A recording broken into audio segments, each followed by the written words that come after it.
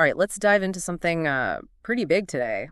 Humanity's warning. It's a stark look at the planet, but also offers some glimmers of hope. And today we're gonna unpack that warning, see what the evidence is, and figure out, what it all means for you and me. Yeah, it's definitely something we should all be thinking about. I mean, this is our only home, right? Yeah, exactly. And as we dive in, I keep coming back to this question: if Earth is our spaceship, right? Is humanity the skilled crew, or are we more like toddlers, running around playing with matches? Oh, that's a great way to put it. That really highlights the stakes. Yeah, for billions of years, Earth was doing its thing. Volcanoes, ice ages, life-evolving humans weren't even a blip on the radar. Then, bam, about 10,000 years ago, agriculture hits the scene, and suddenly we're bending nature to our will. And it's crazy how fast everything changed from just another species to this dominant force shaping the planet. And that brings us to what the source material calls the Great Acceleration, starting around 1950, and things really go into overdrive. Population explodes, consumption skyrockets, technology takes off, and we're just burning through resources. Yeah, it's like hitting fast forward on human impact, and we're starting to see the consequences. Okay, so let's talk about those consequences, because humanity's warning doesn't hold back. It highlights three major interconnected problems: climate change, biodiversity loss, and water scarcity. And these aren't just abstract ideas. They're affecting millions of people all over the world right now. Exactly. And the science is clear on this. Climate change is happening. The planet's temperature has already risen 1 degree Celsius in the last century. And we are seeing the effects, more intense hurricanes, melting glaciers, and those deadly heat waves that seem to be happening more and more often. It is kind of scary how such a small temperature change can have such a huge impact. Remember those amazing coral reefs teeming with life? Well, at 2 degrees of warming, they could become these bleached out underwater deserts. That's a scary thought. And then there's biodiversity loss. I mean, we are literally living through the sixth mass extinction, but this time it's not an asteroid, it's us. We're wiping out species at a crazy rate. It's like we're ripping pages out of the book of life one by one, and we're losing species before we even know they exist. And what that means for the planet's ecosystems is terrifying. Yeah, and it's not just about losing the cute animals. Biodiversity is key for the health of the whole planet. It's like taking rivets out of a plane. Eventually, the whole thing could just fall apart. Exactly. And that leads us to that third problem. Humanity's warning talks about water scarcity. We always thought water was endless, but it's becoming clear that it's not. It is pretty frightening to think about rivers drying up, glaciers disappearing, and billions of people already struggling to find clean water. And as the planet gets hotter, it's just going to get worse. Water is essential for life, and the lack of it will impact everything: agriculture, industry, human health, global security, everything. So we've got these three interconnected problems: climate change, biodiversity loss, water scarcity, each one a major crisis in its own right. And while everyone's talking about solutions, the thing that gets me is, how did we get here? How did we let things get so bad? Humanity's warning uses a really good analogy for this. They compare Earth to a spaceship and humanity to the crew, but operating with, faulty instructions. I like that analogy, but what are those faulty instructions? Who wrote them? It all comes down to how our economies work. We're set up for constant growth on a planet with finite resources. It's like trying to run a marathon at full speed. Eventually you hit a wall. So we're just devouring resources like there's no tomorrow. Like with deforestation, we're cutting down billions of trees every year, destroying the lungs of the planet just to feed this need for more and more. And the crazy thing is, the warnings have been there for decades. Remember Silent Spring, that book by Rachel Carson that was a wake-up call about pesticides and how we were impacting the environment? And Earth Day back in 1970, that was another attempt to raise awareness. And more recently, the Paris Agreement, trying to get the whole world on board with tackling climate change. But progress has been slow. It has, yeah. And I mean, I do think we've made some progress, but sometimes it feels like 2 steps forward, 1 step back. Why is it so hard to break free from this, unsustainable way of life? I think there are a few reasons. Politics is a big one. You've got powerful groups who want to keep things the way they are, and it's hard to think long term. It's easier to focus on today's problems than to make sacrifices for a better tomorrow. I also think there's a feeling of helplessness. People feel like the problems are so big that nothing they do will make a difference. I get that, but it's important to remember individual actions multiplied by millions can really make a difference. That's a good point, and something we'll get into later in this deep dive. But before we talk solutions, I think we need to really understand what's at stake. What happens if we just ignore this warning? What does that future look like? Yeah, not pretty. We're talking coastal cities, underwater, mass climate migration Hmm. as people flee from uninhabitable areas, conflicts breaking out over dwindling resources, the planet's delicate balance thrown into chaos. The consequences are hard to predict, but they could be catastrophic. Okay, yeah, now I'm getting those toddler with matches vibes again. And I remember reading something in the source material about tipping points. Can you explain what those are and why they're so worrying? So imagine pushing a boulder up a hill. You're working hard to keep it from rolling back down, but then you hit a point, a tipping point, and even the slightest nudge sends that boulder tumbling down the other side. Okay, I get that. So are you saying we're approaching these tipping points in Earth systems? Yeah, we are. And once we cross them, it's much harder, if not impossible, to go back. Like the Arctic ice, as it melts, it exposes darker water, which absorbs more heat, leading to faster melting, a vicious cycle. Or the Amazon rainforest deforestation and warming could turn it from this carbon-absorbing rainforest into a savanna, releasing tons of carbon into the atmosphere. That's not good. So ignoring humanity's warning seems like a recipe for disaster. But is it too late to change course? Is there any hope for a brighter future? Well, that last part about tipping points was pretty heavy stuff, but, humanity's warning isn't all doom and gloom. It actually spends a lot of time talking about solutions, about how we can rewrite our future. So let's shift gears and dive into some of those possibilities. Yeah, and one of the key messages, I think, is that we're not powerless. We actually have the tools to address these challenges, and they're becoming more and more accessible and affordable all the time. That's good to hear. So let's get specific. What are some of these game-changing tools that are already out there making a difference? Well, renewable energy is huge. Solar and wind power are no longer these niche technologies. They're going mainstream.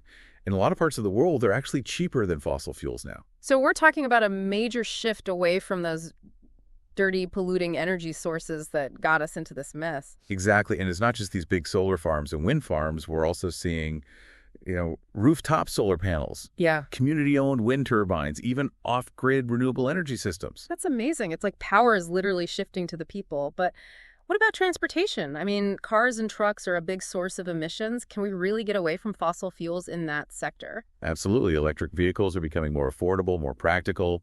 The charging infrastructure is growing rapidly. Some countries are already phasing out gas-powered cars altogether. Wow, that's a big step, but we can't just, swap out gas guzzlers for electric cars and call it a day, right? Everything we use, clothes, gadgets, packaging, it all has an environmental impact. Right. You're right. We have to think about the entire life cycle of a product, from how it's designed and made to how it's used and disposed of. And that's where this idea of a circular economy comes in. I've heard that term, but I'm not sure I totally get it. Can you explain it? So imagine a world where your smartphone is designed so it can be taken apart easily, and the parts are reused or recycled. That's the circular economy. It's about moving away from that take, make, waste model and designing things that can be repaired, reused, and eventually recycled. So it's like this giant planet-wide recycling program where materials are constantly flowing back into the system instead of ending up in a landfill. Exactly. It cuts down on waste, reduces our reliance on new resources, and helps to separate economic growth from environmental damage. That sounds fantastic. So we've got renewable energy, electric vehicles, circular economies. Any other bright spots in this humanities warning report? Oh yeah, for sure. Agriculture, another area where there was a ton of innovation happening. It's a major contributor to greenhouse gases and deforestation, but we're seeing this boom in sustainable farming practices. Things like organic farming, regenerative agriculture, permaculture. Exactly. Those practices focus on building healthy soil, reducing chemicals, working with nature instead of fighting it. Yeah. And there's some really cool technologies emerging, like vertical farms that use way less water and land than traditional farming, and even lab-grown meats that could completely change how we produce protein. Lab-grown meat. So you're telling me I could have a burger without harming a cow or contributing to deforestation I'm in? It's a real game changer, and even just small changes to our diets, like eating less meat and dairy, could have a huge positive impact. So it's not just about technology, right? It's about changing how we think and how we behave. Exactly. Technology gives us the tools, but we have to use them wisely. We have to make choices that support a sustainable future. Humanity's warning is all about moving from this mindset of taking from the planet to one of caring for it. Yeah, instead of seeing Earth as just this giant resource, we need to start treating it like our home. And that brings us to one of the most hopeful ideas in the report, rewilding. Okay, I love that word rewilding. It sounds so adventurous, so wild. Tell me more. It's basically giving nature the space and time to recover. Imagine these huge areas of land where forests can regrow, wetlands are restored, rivers flow freely. Yeah. It's recognizing that nature is incredibly resilient if we just give it a chance. It's like hitting the reset button on ecosystems that we've messed up, but I gotta admit, I'm a city person. Does rewilding only happen in these vast wilderness areas? Not at all. It can happen on a much smaller scale, like planting native flowers in your yard, creating a little pond, or even letting a patch of your lawn go wild every bit helps to create corridors for wildlife and restore that biodiversity. So even in the city, we can rewild our surroundings. I like that. It makes this whole idea of a sustainable future feel less overwhelming, more doable. But I think a lot of people listening might still be feeling kind of overwhelmed. I mean, the problems we talked about, climate change, biodiversity loss, water scarcity, they're huge. It's easy to get lost in all of that and feel like what I do doesn't really matter. I get that. But humanity's warning makes it clear that we all have a role to play. Okay, so let's get practical. What are some things listeners can do in their everyday lives to make a difference? I mean, we're not all scientists or politicians, but we can still contribute, right? Of course, one of the biggest things is reducing your reliance on fossil fuels. Maybe switch to a renewable energy provider for your home, choose to walk, bike, or take public transportation more often. Maybe consider an electric vehicle next time you buy a car. Great suggestions. And what about all the stuff we buy? We're constantly being told to buy more, upgrade, our gadgets keep up with the latest trends. How do we break free from that? It starts with awareness. Ask yourself, do I really need this? Can I fix something instead of replacing it? Can I buy it used? And when you do buy something, support companies that are doing things sustainably and ethically. Those are great tips. But it's also bigger than that, right? It's not just about what I do. It's about creating a movement. You got it. We need to shift the whole story, move away from despair and helplessness, and toward this vision of a future where humans and nature can thrive together. It's about speaking up, supporting organizations that are working on solutions and demanding more from our leaders. I love that shifting the narrative. It's about choosing to believe that a better future is possible and then working to make it happen. And it's not just about doom and gloom and giving things up. It's about creating a world that's healthier, fairer, more vibrant for everybody. Speaking of time, humanity's warning is pretty clear that we're in a race against the clock. The next few decades are crucial for the future of humanity and the planet. Why is it so urgent? Why is this particular time frame so important? It comes down to those tipping points we talked about. The longer we wait, the closer we get to those points of no return, and the consequences of doing nothing are getting worse every year. But these next few decades are also a huge opportunity, a chance to steer things in the right direction before it's too late. All right, so we're back and ready to tackle that big question from humanity's warning. What happens next? We've talked about the problems, the solutions, but knowing time is running out, what's the future look like if we don't do anything? Yeah, the report's pretty blunt about it. If we keep going the way we are, we're talking rising seas, changing coastlines, people forced to migrate. I mean, entire cities could end up underwater. It's a scary thought, and it's not just rising seas, right? Food shortages because farming can't keep up with the changing climate conflicts over resources becoming more scarce. Right, exactly. It's this whole chain reaction that could really destabilize societies and lead to a lot of suffering. Yeah. But the thing is, humanity's warning doesn't just focus on this dystopian future. It also talks about a more hopeful path. And what's interesting is it's based on the very things we've been discussing: renewable energy, circular economy, sustainable agriculture, rewilding. It's all connected. So we're not waiting for some magical new invention. It's about using what we have and really changing how we live. What would that world look like? Paint me a picture. Imagine cities that are built with nature in mind buildings, covered in plants, rooftop gardens providing food and insulation parks, and green spaces everywhere. Renewable energy powers our homes and businesses. Transportation is all about efficiency and clean technology. We've learned to live with nature, not try to control it. Okay, I can see it. It's not about giving up modern life. It's about redesigning it so it's sustainable and, still awesome. But is this vision really possible? What do we need to do to make it happen? It's a huge task, no question. But remember what we said before. Individual actions multiplied by millions. That's powerful. It starts with each of us making better choices every day. What we eat, the clothes we wear, how we get around the things we buy, every decision makes a difference. So we don't wait for governments or big companies to act. We can start making a difference right now with our everyday choices. But it's not enough, right? Individual action, we need system change too. Absolutely.